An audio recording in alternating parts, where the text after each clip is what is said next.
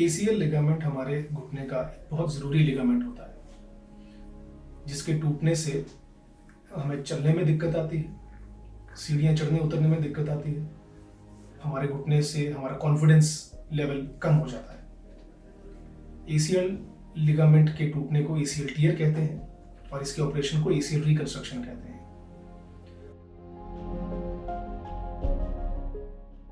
हम ACL reconstruction की surgery all inside grafting technique से करते हैं, जिसमें किसी भी स्क्रू या पेच का यूज नहीं किया जाता। हम ग्राफ्ट को दोनों साइड से टाइटेनियम के छोटी डिस्क से फिक्स कर देते हैं। ऑल इनसाइड टेक्निक में टनल्स का साइज, जो हम हड्डी में छेद करते हैं ग्राफ्ट डालने के लिए, उनका साइज कम होता है और आपके नए ग्राफ्ट के साथ एक फाइबर टेप ग्राफ्ट को भी इनकॉर्पोरेट किया जाता है, जिससे नए ग्राफ्ट की ताकत 4 गुना हो जाती है। इससे मरीज को जल्दी रिकवरी मिलती है, वह जल्दी चलना फिरना, बिना छड़ी के जल्दी चलना फिरना शुरू कर सकता है, सीढ़ियां चढ़ना जल्दी शुरू कर सकता है और अपनी पहले वाली एक्टिविटीज को शुरू करने में मरीज जल्दी सक्षम हो जाता है। एसीएल लिगामेंट हमारे घुटने का एक बहुत ही जरूरी लिगामेंट होता है। इसके टूटने से हमारे घुटने की स्टेबिलिटी खराब हो जाती है। एसीएल टियर ज्यादातर मरीजों में खेल कूद के समय, स्पोर्ट्स एक्टिविटी के दौरान, किसी एक्सीडेंट के दौरान घुटने को ट्विस्टिंग इंजरी की चोट लगने के कारण होता है।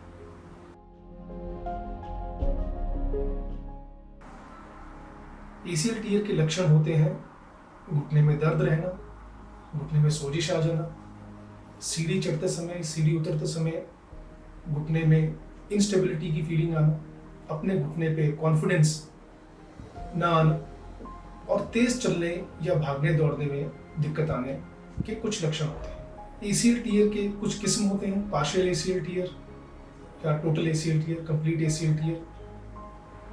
पार्शियल एसीएल टियर फिजियोथेरेपी से रिकवर हो सकता है। कंप्लीट एसीएल टियर बिना सर्जरी के ज़्यादातर केसेस में रिकवर नहीं होता है। एसीएल टियर की सर्जरी को एसीएल रिकंस्ट्रक्शन कहा जाता है।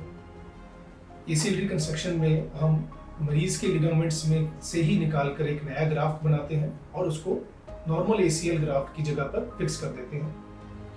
हम यहाँ पर ऑल इनसाइड ग्राफ्टिंग टेक्निक से एसीएल रिकंस्ट्रक्शन करते हैं, जिसमें किसी भी स्क्रू का यूज नहीं करते और टाइटेनियम की छोटी डिस्क के साथ इसको बोन में फिक्स कर दिया जाता है।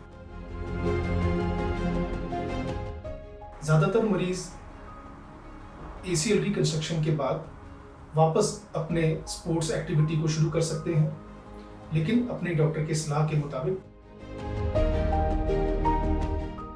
एसीएल टियर को अगर हम इग्नोर करते हैं तो हमारा घुटना जल्दी खराब हो सकता है, हमको नी रिप्लेसमेंट की जरूरत बहुत जल्दी पड़ सकती है।